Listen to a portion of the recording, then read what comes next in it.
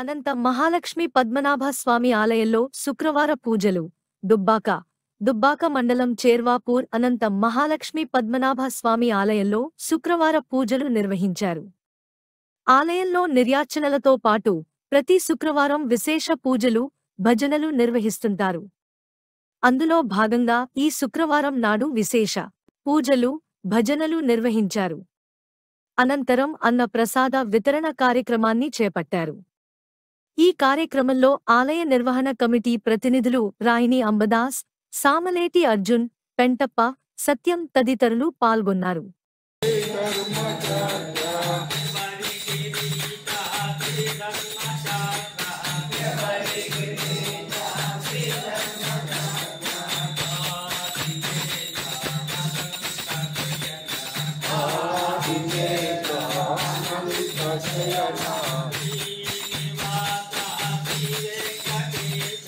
Hey